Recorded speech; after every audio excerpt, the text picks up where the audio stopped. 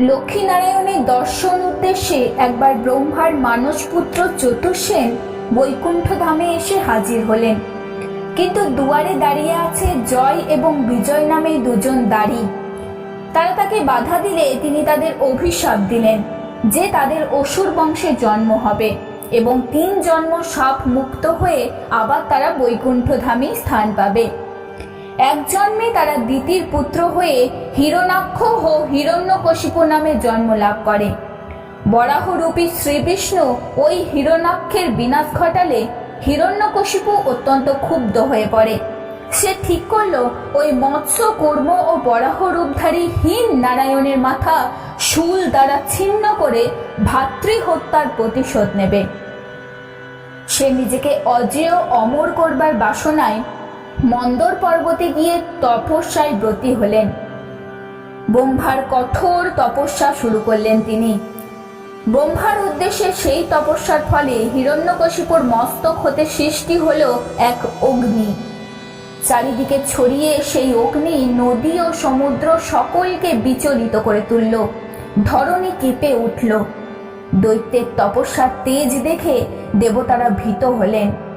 তারা তাড়াতাড়ি ব্রহ্মার সমীপে এসে প্রণাম জানিয়ে বললেন, হে তাত, আমরা হিরণ্যকশিপুর তপস্যায় ঘোর দুর্বিষহ কষ্ট ভোগ করছি, আপনি আমাদের রক্ষা করুন। ব্রহ্মা মন্দর পর্বতে এলেন। হিরণ্যকশিপুকে দেখা দিয়ে তিনি বললেন, হে বৎস, তোমার তপস্যায় আমি মুগ্ধ, বলো কি বর তুমি প্রার্থনা করো। হিরণ্যকশিপু বললেন, প্রভু, আমাকে অমর হওয়ার বর দান করুন। ব্রহ্মা এই কথা শুনে বললেন, জগতে কেউই অমর হয় না, তবে তোমাকে এমন বর দেব যা এই জগতে দুর্লভ।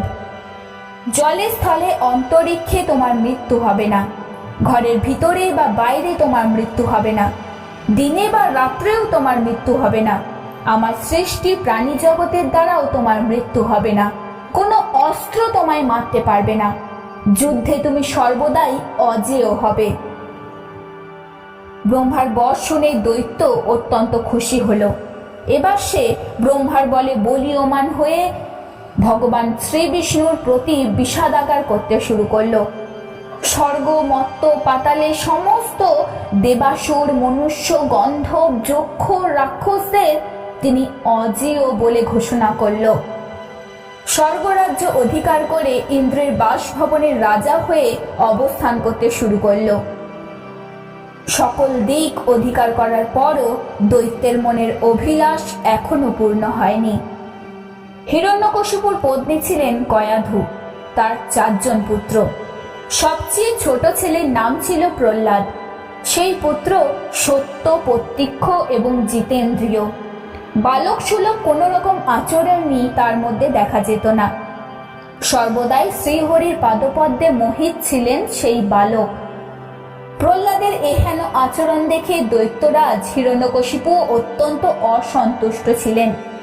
তিনি পুত্রকে তার আদর্শ মেনে চলার জন্য আদেশ দিলেন, কিন্তু কোনো ফল হলো না দেখে হিরণ্যকশিপু প্রহ্লাদকে পাঠিয়ে দিলেন শুক্রাচার্যের আশ্রমে।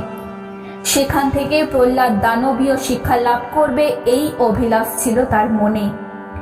কিন্তু প্রহ্লাদের এই সমস্ত শিক্ষা দীক্ষার প্রতি কোনো আগ্রহ ছিল না। তার কাছে শ্রীহরিই ছিলেন একজন এবং অদ্বিতীয়। শ্রী বিষ্ণুর মাহাত্ম্য কীর্তনই ছিল তার কাছে শ্রেষ্ঠ বিদ্যা। কিছুদিন পরে পুত্র গৃহে ফিরে এলেন। পিতা হিরণ্যকশিপু তাকে কোলে বসিয়ে বললেন, এতদিন ধরে তুমি গুরুর কাছে কি শিক্ষা লাভ করলে? অম্লান বদনে প্রহ্লাদ জবাব দিলেন, শ্রবণ, কীর্তন, বিষ্ণু স্মরণ, বিষ্ণুর পদ সেবন, বিষ্ণুর অর্চন, বন্দন, দাস্য, সখ্য, আত্মনিবেদন, এই 9 প্রকার ভক্তি তিনি বলে গেলেন। যেই শিক্ষা লাভ করে ভগবানের প্রতি সম্মুখ মন প্রাণ সঁপে দেওয়া যায়, সেই শ্রেষ্ঠ বিদ্যাই আমি অর্জন করেছি। পুত্রের কথা শুনে পিতার রাগে ফেটে পড়লেন। বললেন, গুরু যদি এই শিক্ষা না দিয়ে থাকে তাহলে তোমার এরকম দুর্মতি হলো কিভাবে? প্রহ্লাদ বললেন, পরমার্থ গতি ভগবান শ্রীহরিকে জানতে হলে বাহ্যিক বিষয়গুলির প্রতি অনীহা থাকাই যথেষ্ট। বিষয় স্পৃহা শূন্য উদার চেতা মহত্তম ব্যক্তিগণের চরণ রেণুর দ্বারা যে পর্যন্ত অভিজ্ঞতা না হওয়া যায়, সেই পর্যন্ত দেব বর্ণিত কাজ এবং কর্মের অনুষ্ঠান করলেও মানবের প্রতি সংসার দুঃখজনক এবং সেই দুঃখ থেকে শ্রীহরির চরম স্থলে স্থান পাওয়া যায়। দৈত্যরাজ ক্রোধে কাঁপতে কাঁপতে ছেলেকে কোল থেকে নামিয়ে দিলেন এবং তাকে বধ করার আদেশ দিলেন। শূল হাতে অনুচরের দল ছুটে এলো, প্রহ্লাদের প্রতি শ্রীহরির চরণে সমর্পিত। তাই ওই শূলের আঘাত প্রহ্লাদের কোনো ক্ষতি করতে পারল না। দৈত্যরাজ তাকে হত্যার জন্য নানা রকম ব্যবস্থা গ্রহণ করলেন। পাগলা হাতির পায়ের তলায় ফেলে দিলেন, পর্বতের চূড়া থেকে নিচে ফেলে দিলেন, বিষ প্রয়োগ করলেন, দিনের পর দিন তাকে অনাহারে রাখলেন, বিষধর সাপের মাঝখানে ছেড়ে দিলেন, কিন্তু কিছুতেই ওই নিষ্প্রাপ শ্রীকৃষ্ণ ভক্ত বালক প্রহ্লাদের বিনাশ ঘটাতে পারলেন না। দৈত্যপতি ভ্রু কুঞ্চিত করে চিন্তা করতে লাগলেন। এই সময় এগিয়ে এলেন শুক্রাচার্যের পুত্রদ্বয় ষণ্ড ও অঘ। তারা বললেন, হে দৈত্যরাজ, আপনার ভঙ্গি দেখে সমস্ত লোকপালগণ ভয়ে কম্পমান। প্রহ্লাদ বালক, তার আর দোষ কি? সৎসঙ্গের অভাবের ফলেই তার এমন দুর্বুদ্ধি হয়েছে। পিতা শুক্রাচার্য এসে উপস্থিত না হওয়া পর্যন্ত তাকে বরুণের পাশ দিয়ে বেঁধে রাখুন, দেখবেন কোথাও যেন পালিয়ে না যায়। গুরু পুত্রদ্বয়ের বাকে দৈত্যরাজ হিরণ্যকশিপুর পুত্র প্রহ্লাদকে গৃহস্থ ধর্মী রাজগণের উপযুক্ত যে ধর্ম তার শিক্ষা দিতে আদেশ করলে শুক্রাজ্য পুত্র ষণ্ড ও অকর্ম তাকে ধর্ম, অর্থ, কাম বিষয়ে শিক্ষা প্রদান করলেন। তথাপি প্রহ্লাদ অন্যান্য বালকদের সঙ্গে সেই শ্রীকৃষ্ণ বিষয়ক তত্ত্ব কথা শোনাতেন। গুরুগৃহে অন্যান্য ছাত্রদের উদ্দেশ্যে তিনি মিষ্টি হেসে বলতেন, হে অসুর নন্দনগণ, ভাগবত ধর্ম সন্ধানে জ্ঞান বাল্যকালেই শিক্ষা নেওয়া উচিত, কারণ ৮০ লক্ষ যোনিতে ঘুরে তারপর মনুষ্য যোনি লাভ করা যায়। এই মনুষ্য জন্মই বিষ্ণুর আরাধনায় পরমার্থ দাতা। কামনায় তাড়িত হলে বিষ্ণু ভক্তি অর্জন করা যায় না। বাল্যকাল থেকে বিষ্ণুর প্রতি মতি স্থির রাখলে জীবনে কোনো কিছুতেই ভীত হতে হয় না। শ্রীহরির পাদপদ্ম লাভ করে পরম গতি সম্ভব, তা অতি মঙ্গলকর। হে রাজন সখাবৃন্দ, শ্রীহরি অতি সহজেই প্রসন্ন হন, কারণ তিনি সকল প্রাণীর হৃদয়েই অবস্থান করছেন। যে কোনো জন যে কোনো সময় তার মনের উপাচার দিয়েই তার বন্দনা করতে পারে। যদি আমরা তার নাম কীর্তন করতে পারি আর তার চরণ সেবা করতে সমর্থ হই, তাহলে মুক্তি সম্ভব। প্রহ্লাদের সখারা তার মুখে এমন ধর্মতত্ত্ব উপদেশ শুনে বিস্মিত হতো। তারা জানতে চাইল কার কাছ থেকে প্রহ্লাদ এমন বিদ্যা লাভ করেছেন। প্রহ্লাদ বলল, আমি মাতৃ জঠরে থাকাকালীন আমার পিতা কঠোর তপস্যা করতে মন্দর পর্বতে চলে গিয়েছিল। এই অবসরে দেবতারা দৈত্যদের আক্রমণ করলেন। দৈত্য প্রধানরা তাদের সবকিছু নিয়ে পালিয়ে গিয়ে প্রাণ রক্ষা করেন। দেবরাজ ইন্দ্র এই অবসরে আমার মাকে হরণ করলেন। ইন্দ্র কর্তৃক হিরণ্যকশিপুর মহিষীকে হরণ করার কালে নারদ মুনির সঙ্গে ইন্দ্রের সাক্ষাৎ ঘটে। পথের মাঝে নারদ জানতে চাইলেন, হে ইন্দ্র, এই নারী হরণের কারণ কি? ইন্দ্র বললেন, ইনি কয়াধু, হিরণ্যকশিপুর পত্নী। কয়াধু গর্ভবতী। এক অসুরের জন্ম দেবে এই গর্ভ।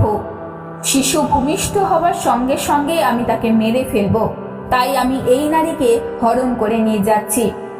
দেবশ্রী নারদ বললেন, তুমি ভুল করছো। এর গর্ভে বেড়ে উঠেছে এমন এক শিশু যে নিজ গুণে ভাগবত ভক্ত হবে। এর বিনাশ ঘটালে তোমার স্বর্গ ত্যাগ করতে হবে।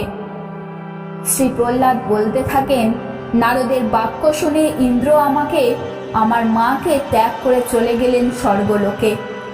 নারদ তারপর আমার মাকে নিজের আশ্রমে নিয়ে গেলেন আর বললেন, তোমার স্বামী হিরণ্যকশিপু প্রসাদে ফিরে না আসা পর্যন্ত তুমি নিশ্চিন্তে এখানে বাস করো। আর তুমি হবে ইচ্ছার প্রসবনী। নারদ তারপর আমার মাকে ভাগবত তথ্য কথা শোনাতে লাগলেন। মায়ের গর্ভে বসে আমি সেই সকল উপদেশ শ্রবণ করেছিলাম, যা আজও বিস্মিত হয়নি আমি। জন্ম মৃত্যুর আবর্তন বিনাশ করার জন্য অনেক উপায় থাকলেও ভক্তিযোগ থেকেই দেবশ্রী নারদ শ্রেষ্ঠ বলে অভিহিত করেছিলেন। গুরুর সেবা, সকল লব্ধ বস্তু সমর্পণ, সাধু সঙ্গ এবং ঈশ্বরের প্রতি আরাধনা, এই সমস্ত কিছুর মাধ্যমেই ভগবানের চরণ পাওয়া সম্ভব। প্রহ্লাদের মুখ নিঃসৃত মধুক্ষরা ভক্তি ব্যঞ্জক এই সমস্ত শব্দ শুনে বালকেরা অভিভূত হতো।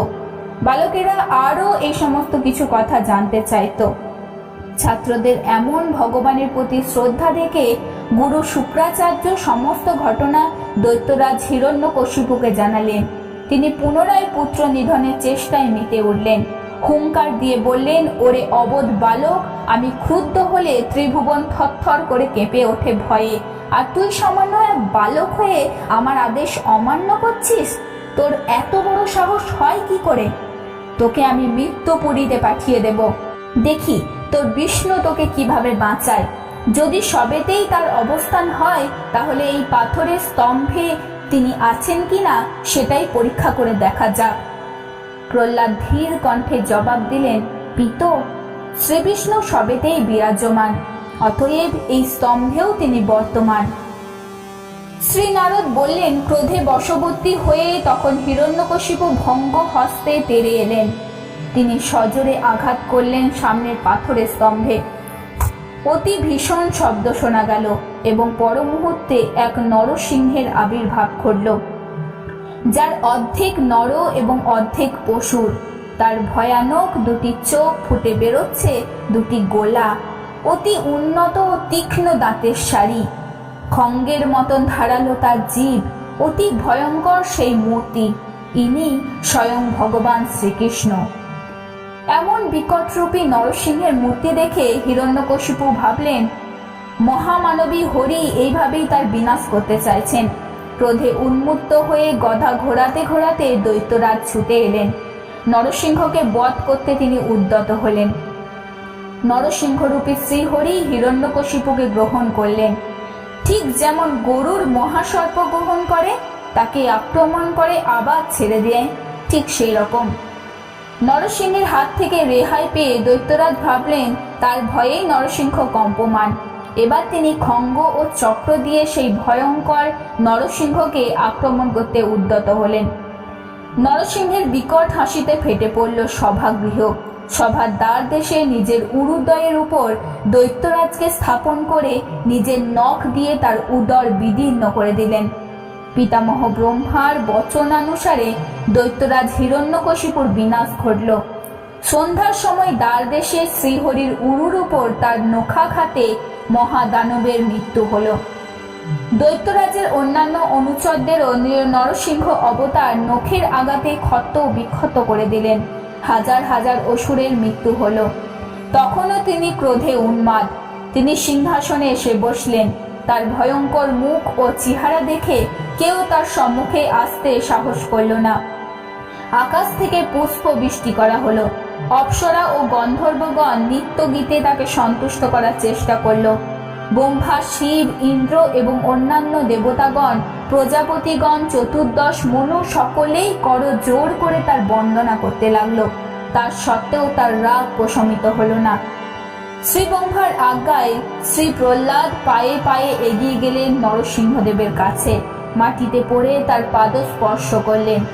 শ্রী নরসিংহদেব ভক্ত প্রহ্লাদের হাত ধরে উঠিয়ে বালককে মস্তকে আপনভাবে কোমল হস্ত রাখলেন। ভগবানের করস্পর্শে শ্রী প্রহ্লাদের শরীরে বিদ্যুৎ শিহরণ ঘটে গেল। রোমাঞ্চিত হলেন তিনি। দুই চোখ গিয়ে গড়িয়ে পড়ল আনন্দের বাড়িধারা। চিত্তে তার অপার আনন্দ। তিনি নিজের বুকে নরহরির পদযুগল স্থাপন করলেন। তা স্তব করতে শুরু করলেন। দেবশ্রী নারদ বললেন, শ্রী প্রহ্লাদের মুখে শ্রীহরির গুণকীর্তন শুনে নরসিংহদেব সন্তুষ্ট হলেন। তার ক্রোধ দূর হলো। তিনি প্রহ্লাদকে বললেন, হে বৎস, তোমার স্তবে আমি প্রসন্ন হয়েছি। বলো কি বর চাও তুমি? প্রহ্লাদ বললেন, হে শ্রীহরি, যেই জিনিস মনকে মলিন করে তা আমি চাই না। যেই কাজ বীজ, প্রাণ, আত্মা, ধর্ম, ধৈর্য, বুদ্ধি, লজ্জা সমস্ত কিছুকে ধ্বংস করে, সেই কাম বীজের বিনাশ আমি চাই। আপনি আমাকে সেই বরদান করুন। নরসিংহদেব বললেন, হে প্রহ্লাদ, আমি জানি তুমি আমার একান্ত ভক্ত। তোমাদের মতন ভক্তদের পরলোকে বা ইহলোকে কোনো ভোগ বিলাসের প্রতি আসক্ত থাকা উচিত নয়। তথাপি তোমাকে এই মন্বন্তর পর্যন্ত দৈত্যকুলে বাস করে সমস্ত রকম ভোগ করতেই হবে। প্রহ্লাদ বললেন, হে দেব, আপনার পবিত্র স্পর্শে আমার পিতা ধন্য হলেন, কিন্তু উনি আপনাকে অনেক নিন্দা করেছেন, এই জন্য তাকে যেন পাপ ভোগ করতে না হয়, এই আমার প্রার্থনা। শ্রীকৃষ্ণ বললেন, হে বৎস, দৈত্য বংশে জন্মে তুমি এই কুলকে পবিত্র করেছ। এক বংশ পুরুষের সঙ্গে তোমার পিতাও পাপ মুক্তি ঘটেছে। নরসিংহদেবকে প্রফুল্ল বদনে বসে থাকতে দেখে ব্রহ্মা এগিয়ে এলেন। তিনি শ্রী ভগবানের স্তব করতে লাগলেন। ভগবান বললেন, হে পদ্মজনী ব্রাহ্মণ, খল প্রকৃতির সাপকে দুধ পান করালে যেমন অনিষ্টই দেওয়া হয়, সেই রকম আপনি আর কখনোই এইসব ওষুধদের বরদান করবেন না। এই কথা বলে শ্রীহরি সেখান থেকে অন্তর্হিত হলেন। এবার দৈত্য ও দানবদের রাজা করা হলো প্রহ্লাদকে। ব্রহ্মা এবং অন্যান্য দেবতাগণ তাকে আশীর্বাদ করলেন। প্রহ্লাদ তাদের পৃথক পৃথকভাবে চরণ বন্দনা করলেন। তারপর সকলে যে যার ভবনে ফিরে গেলেন। চতুর্শ্রেণীর অভিসম্মত দ্বিতীয় জন্মে জয় ও বিজয় রাবণ ও কুম্ভকর্ণ রূপে রাক্ষস জনিতে জন্ম লাভ করল। শ্রী রামচন্দ্র তাদের বিনাশ ঘটিয়েছিলেন।